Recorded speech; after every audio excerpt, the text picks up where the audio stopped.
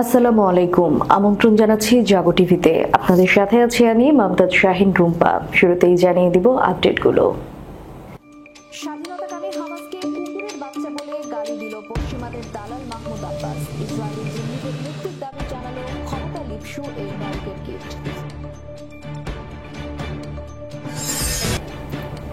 মিশরে চীনা যুদ্ধ বিমান মোতায়েন, ইসরায়েল এবং যুক্তরাষ্ট্রের উদ্দেশ্যকে নতুন বার্তা চীনের। জীবিত ইসরায়েলি নাগরিককে ছিন্ন ভিন্ন করে খেল হাঙরবাজ। এ যেন গাজা গণহত্যার প্রতিশোধ। অনলাইনে রীতিমতো হিরো বনে গেল হাঙরটি। নেতানিয়াহুর নতুন ষড়যন্ত্র ফাঁস, গাজায় বিদেশ ভ্রমণের টোপ ইসরায়েলি গোয়েন্দাদের। সহযোগিতা করলে কঠোর শাস্তির হুঁশিয়ারি প্রতিরোধ গোষ্ঠীর। পাকিস্তানের বিরুদ্ধে ভারতের 5 বড় সিদ্ধান্ত। পাকিস্তানিদের বিশেষ ভিসা সুবিধা বাতিল, 48 ঘন্টার মধ্যে ভারত ছাড়ার নির্দেশ। ইসরায়েলের জাতীয় নিরাপত্তার জন্য একমাত্র হুমকি হল নেতানিয়াহু, পদত্যাগ দাবি বিরোধী নেতাদের। পোপের অন্তিম যাত্রায় যোগ দিতে রোমে যাবেন প্রধান উপদেষ্টা। শুনছিলেন শিরোনাম, এবারে থাকছে বিস্তারিত সংবাদ। স্বাধীনতাকামী হামাসকে কুকুরের বাচ্চা বলে গালি দিল পশ্চিমাদের দালাল মাহমুদ আব্বাস। ইসরায়েলি জিম্মিদের মুক্তির দাবি জানালো ক্ষমতা লিপসু এই নরকের কিট।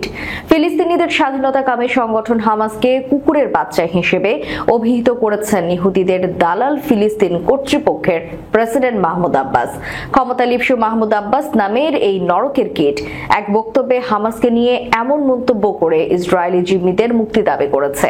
2023 সালের 7 অক্টোবর গাজায় ইসরায়েলি আগ্রাসন শুরুর পর এটাই হামাসের বিরুদ্ধে আব্বাসের সবচেয়ে কঠোর মন্তব্য। আব্বাসের এমন মন্তব্যের কড়া প্রতিবাদ জানিয়েছে হামাস। বক্তব্যের তীব্র নিন্দা জানিয়ে হামাসের রাজনৈতিক শাখার সদস্য বাসেম নাইম বলেছেন, মাহমুদ আব্বাস নিজের লোকদের একটি গুরুত্বপূর্ণ অংশের প্রতি অবমাননাকর ভাষা ব্যবহার করেছেন। দালাল মাহমুদ আব্বাসের নেতৃত্বাধীন পিএ এখন পশ্চিম তীরের একাংশ শাসন করছে। 2007 সালে গাজার পূর্ণ নিয়ন্ত্রণ নিয়েছিল হামাস। তার আগে হামাস সেখানে নির্বাচনে জয়ী হয়েছিল। এখন মাহমুদ আব্বাস বলেছেন, হামাসকে গাজার নিয়ন্ত্রণ ও তাদের হাতে থাকা অস্ত্র হস্তান্তর করে নিজেদের রাজনৈতিক দলে রূপান্তর করতে হবে।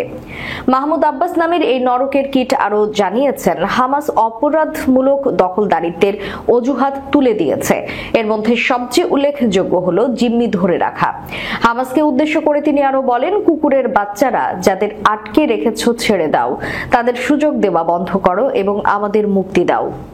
মিশরের সাহারার বালুময় মরুভূমি হঠাৎই কেঁপে উঠেছে চীনা যুদ্ধ বিমানের গর্জনে।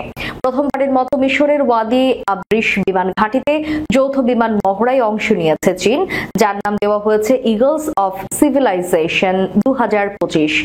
এই মহড়া কেবল সামরিক প্রদর্শনী নয়, বরং এটি এক গুরুত্বপূর্ণ কূটনৈতিক বার্তাও বহন করছে, বিশেষ করে ইসরায়েল এবং যুক্তরাষ্ট্রের উদ্দেশ্যে।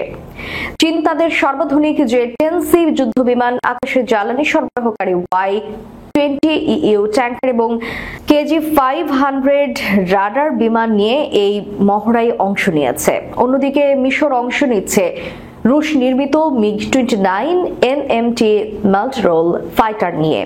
মে মাসের মাঝামাঝি পর্যন্ত চলবে এই যৌথ মহড়া। প্রশ্ন উঠছে, মিশর কেন এই সময়ে চীনের সঙ্গে সামরিক সহযোগিতা জোরদার করছে? সেখানে তারা প্রতি বছর যুক্তরাষ্ট্র থেকে প্রায় $1.5 বিলিয়ন সামরিক সহায়তা পায়। বিশ্লেষকরা বলছেন, এটি চীনের আফ্রিকা ও মধ্যপ্রাচ্যে প্রভাব বিস্তারের সুপরিকল্পিত কৌশলের অংশ। তথ্য অনুযায়ী গত এক দশকে চীনের মধ্যপ্রাচ্যে অস্ত্র বিক্রি 80% পর্যন্ত বেড়েছে। সৌদি আরব, ইরান, এমনকি হুথি বিদ্রোহীদের সঙ্গেও চীনের সামরিক যোগাযোগের ইঙ্গিত মিলছে। মিশরের জন্য এই মহড়ার তাৎপর্য দ্বিমুখী। একদিকে এটি চীনা জে-10C যুদ্ধ বিমান কেনার গুঞ্জন জোরালো করছে, অন্যদিকে এটি যুক্তরাষ্ট্রের গাজা উদ্বাস্তুদের মিশরে পাঠানোর প্রস্তাবের প্রেক্ষিতে একটি কৌশলগত জবাব হিসেবেও দেখা হচ্ছে। বহু বছর ধরে যুক্তরাষ্ট্রের F-16 ব্যবহারে নির্ভরশীল মিশর এখন প্রযুক্তিগত সীমাবদ্ধতা ও অনুমোদনের জটিল প্রক্রিয়ায় বিরক্ত হয়ে বিকল্প খুঁজছে। সেই শূন্য স্থানে ঢুকে পড়েছে চীন। চীন শুধু যুদ্ধ বিমান বা প্রযুক্তি দিচ্ছে না, বরং প্রমাণ করছে কিভাবে তারা ৬,০০০ কিলোমিটার দূরত্ব অতিক্রম করে বিশাল বহর ও সরঞ্জাম মোতায়েন করতে সক্ষম। এটি চীনের বৈশ্বিক এয়ার মোবিলিটি সক্ষমতার এক বাস্তব নমুনা, যা যুক্তরাষ্ট্রের আধিপত্যের জন্য একটি বড় চ্যালেঞ্জ। অন্যদিকে লোহিত সাগরের নিরাপত্তা ও বাণিজ্য পথে চীনা প্রভাব দিন দিন বাড়ছে। ইতোমধ্যে জিবুতিতে চীনের সামরিক ঘাঁটি রয়েছে এবং গালফ অফ সুয়েজ ও হরমুজ প্রণালীতেও তাদের উপস্থিতি স্পষ্ট। ফলে আফ্রিকা ও মধ্যপ্রাচ্যে এখন হয়ে উঠেছে এক নতুন ভূরাজনৈতিক সংঘর্ষ, যেখানে চীন ও যুক্তরাষ্ট্র মুখোমুখি। সব মিলিয়ে প্রশ্ন উঠেছে, এই মহড়া কি কেবল এক যৌথ সামরিক প্রশিক্ষণ, নাকি এটি এক নতুন ভূরাজনৈতিক অধ্যায়ের সূচনা? এদিকে হাঙ্গরের আক্রমণে নিহত ইসরায়েলি নাগরিক, এ যেন গাজা গণহত্যার প্রতিশোধ। অনলাইনে রীতিমতো হিরো বনে গেল হাঙ্গরটি। ইসরায়েলের হাদেরা প্রদেশ শহরের ওলগা সমুদ্র সৈকতে এক মর্মান্তিক ঘটনার সাক্ষী হলো বিশ্ব। হাঙ্গরের আক্রমণে এক ইসরায়েলি নাগরিকের মৃত্যুকে ঘিরে সামাজিক মাধ্যমে শুরু হয়েছে তুমুল আলোচনা। ঘটনার ভিডিও ফুটেজ ইতোমধ্যেই ভাইরাল হয়েছে, যেখানে দেখানো হয়েছে এক হাঙ্গর চোখের সামনে একজন জীবিত ইসরায়েলকে টেনে নিয়ে যাচ্ছে গভীর সমুদ্রে। আশেপাশে শোনা যাচ্ছে আতঙ্কিত মানুষের চিৎকার। প্রায় ২৪ ঘন্টা নিখোঁজ থাকার পর ওই ইসরায়েলির মরদেহ উদ্ধার করা হয়। ঘটনার পরপরই নিরাপত্তার স্বার্থে সৈকতটি বন্ধ করে দেওয়া হয়েছে। জানা গেছে ওই অঞ্চলে হাঙ্গরের উপস্থিতি নতুন নয়, তবে এই ধরনের প্রাণঘাতী হামলা বিরল। ইসরায়েল রাষ্ট্র প্রতিষ্ঠার পর হাঙ্গরের আক্রমণের মৃত্যুর ঘটনা এই প্রথম। এর আগে সর্বশেষ এমন একটি ঘটনা ঘটেছিল ১৯৪০ সালে। ঘটনার ভিডিও সামনে আসতেই তা ছড়িয়ে পড়ে নেট দুনিয়ায়, আর তার সঙ্গে শুরু হয় ব্যতিক্রমী এক প্রবণতা। অনেক ফিলিস্তিনপন্থী নেটিজেন এই হাঙ্গরকে রীতিমতো হিরো হিসেবে চিত্রিত করেছেন। কেউ বলছেন এটি আল কাশেম শার্ক, কেউ বা আবু শার্ক, আবার কেউ একে কাশেম ফোর্সেস সদস্য বলেও উল্লেখ করেছেন। সোশ্যাল মিডিয়ায় ভাইরাল হওয়া এডিটেড ছবিতে দেখা যাচ্ছে হাঙ্গরের গায়ে ফিলিস্তিনের ঐতিহ্যবাহী কেফিয়া, কখনো বা তার মাথায় হামাসের পতাকা। এর আগে ইসরায়েলি সেনার উপর বন্য বিড়ালের হামলার ঘটনাতেও একই ধরনের প্রতিক্রিয়া দেখা গিয়েছিল সোশ্যাল মিডিয়ায়। বিশ্লেষকরা বলছেন, গাজায় চলমান আগ্রাসনের পটভূমিতে বিশ্বজুড়ে ইসরায়েল বিরোধী ক্ষোভ নতুন রূপে প্রকাশ পাচ্ছে, যার প্রতিফলন ঘটছে এমন প্রতীকী ও ব্যঙ্গাত্মক অনলাইন ট্রেন্ডে। নেতানিয়াহুর নতুন ষড়যন্ত্র ফাঁস। গাজায় বিদেশ ভ্রমণের টোপ ইসরায়েলি গোয়েন্দাদের। সহযোগিতা করলে কঠোর শাস্তির হুঁশিয়ারি প্রতিরোধ গোষ্ঠীর। ইসরায়েলি গোয়েন্দা সংস্থাগুলো গাজার ফিলিস্তিনি বাসিন্দাদের ফোন করে বা বার্তা পাঠিয়ে বিদেশ ভ্রমণের ব্যবস্থা করার প্রলোভন দেখাচ্ছে বলে জানিয়েছে প্যালেস্টাইন ইনফরমেশন সেন্টার PIC। এই উদ্যোগে ফিলিস্তিনি প্রতিরোধ শক্তি হামাস একটি গুরুতর নিরাপত্তা হুমকি এবং দখলদারদের মানসিক যুদ্ধের কৌশল হিসেবে আখ্যায়িত করে এর বিরুদ্ধে কঠোর সতর্কতা জারি করেছে। PICর এক প্রতিবেদনে বলা হয়েছে, ইসরায়েলি গোয়েন্দারা ফিলিস্তিনিদের আঞ্চলিক অফিসারদের সঙ্গে যোগাযোগ করার জন্য অনুরোধ জানাচ্ছে, যেখানে বিদেশ ভ্রমণের ব্যবস্থা করার কথা উল্লেখ থাকছে। PIC মনে করে এটি ইসরায়েলের মানসিক যুদ্ধ কৌশলের অংশ, যার লক্ষ্য গাজাবাসীদের মধ্যে বিভ্রান্তি সৃষ্টি করা এবং প্রতিরোধ শক্তির বিরুদ্ধে জনমতকে প্রভাবিত করা। এই পরিস্থিতিতে ফিলিস্তিনি প্রতিরোধ শক্তির নিরাপত্তা বাহিনী গাজাবাসীর ইসরায়েলি গোয়েন্দা অফিসারদের সঙ্গে কোনো ধরনের যোগাযোগ না করার জন্য কঠোরভাবে নির্দেশ দিয়েছে। এক সতর্ক বার্তায় তারা জানিয়েছে, যদি কোনো ফিলিস্তিনি ইসরায়েলি গোয়েন্দার সঙ্গে যোগাযোগ করে তবে তাকে ইসরায়েলের সহযোগী হিসেবে বিবেচনা করা হবে এবং কঠোর শাস্তির সম্মুখীন হতে হবে। নিরাপত্তা বাহিনী আরও জানিয়েছে, ইসরায়েলি গোয়েন্দাদের পাঠানো কোনো বার্তা বা ফোন নম্বর প্রচার করা সম্পূর্ণ নিষিদ্ধ। গণমাধ্যমকারীদের এই ধরনের কোনো তথ্য প্রকাশ না করার জন্য নির্দেশ দেওয়া হয়েছে। প্রতিরোধ শক্তির মতে এর মাধ্যমে শত্রুকে বিনামূল্যে প্রচারণার সুযোগ দেওয়া হয়, যা ক্ষমার অযোগ্য অপরাধ। PIC এই ধরনের প্রস্তাবকে একটি গুরুতর নিরাপত্তার ঝুঁকি হিসেবে উল্লেখ করে জানিয়েছে, ইসরায়েল প্রায়শই গাজাবাসীদের সঙ্গে বৈঠকের জন্য নানা অজুহাত ব্যবহার করে। অতীতে এই ধরনের যোগাযোগের মাধ্যমে ইসরায়েল গাজায় নিজেদের সহযোগী নিয়োগ করেছে। তাই ইসরায়েলি গোয়েন্দাদের সঙ্গে সহযোগকারী যে কোনো ব্যক্তিকে সন্দেহের চোখে দেখা হবে বলে প্রতিবেদনে উল্লেখ করা হয়েছে। কাশ্মীরে হামলার ঘটনায় জরুরি বৈঠকে বসেছে ভারতের ক্যাবিনেট কমিটি অন সিকিউরিটি। এই সভায় পাকিস্তানের বিরুদ্ধে বড় 5 সিদ্ধান্ত নিয়েছে ভারত। বুধবার মোদির অলিগার্ক বন্ধু আদানির সংবাদ মাধ্যম এনডিটিভির এক প্রতিবেদনে এই তথ্য জানানো হয়।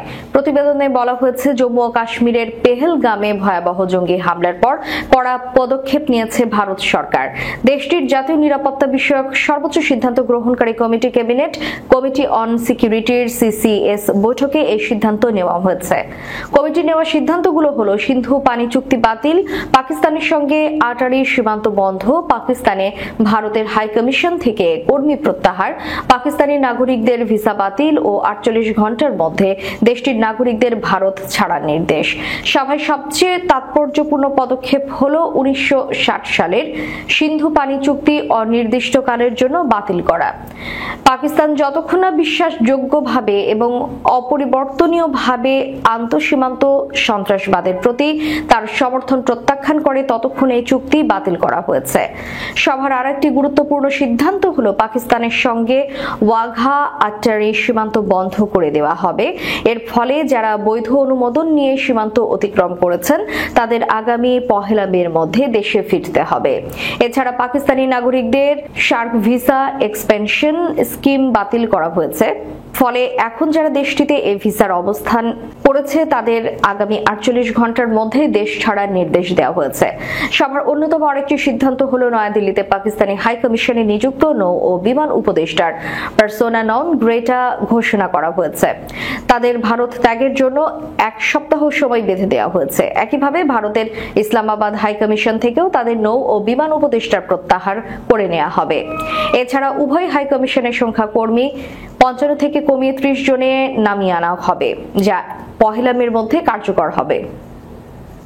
ইসরায়েলের প্রধানমন্ত্রী বেনিয়ামিন নেতানিয়াহুকে জাতীয় নিরাপত্তার জন্য হুমকি হিসেবে আখ্যায়িত করে তার অবিলম্বে পদত্যাগের দাবি জানিয়েছে দেশটির বিরোধী দলীয় নেতারা। অভ্যন্তরীণ গোয়েন্দা সংস্থা শিন বেটের প্রধান রনেন বারের একটি চিঠিকে কেন্দ্র করে এই দাবি উঠেছে বলে ইসরায়েলি টেলিভিশন চ্যানেল 12 ও সংবাদ সংস্থা আনাদোলু জানিয়েছে। চ্যানেল 12 এর প্রতিবেদনে বলা হয়েছে, শিন বেট প্রধান রনেন বার সম্প্রতি সুপ্রিম কোর্টে একটি চিঠি লিখেছেন। এতে তিনি উল্লেখ করেছেন প্রধানমন্ত্রী নেতানিয়াহু তাকে বরখাস্ত করার জন্য নানা প্রচেষ্টা চালিয়েছে। এই চিঠি প্রকাশের পরই মূলত বিরোধী নেতারা একযোগে প্রধানমন্ত্রীর পদত্যাগের দাবি জানান।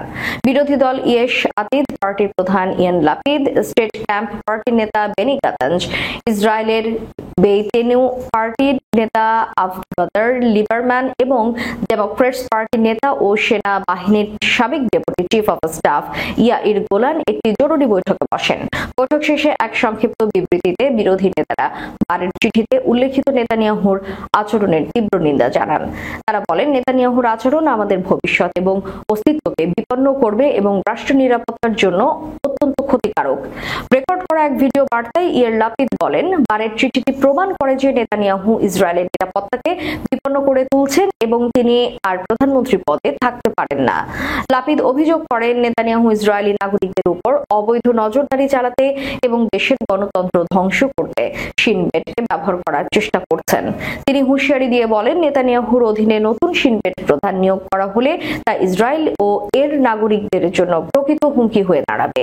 এদিকে ইয়াইর গোলান নেতানিয়াহুকে ইসরায়েলের নিরাপত্তা এবং আইনের শাসনের জন্য সরাসরি হুমকি হিসেবে অভিহিত করে তার অবিলম্বে পদত্যাগ দাবি করেছেন।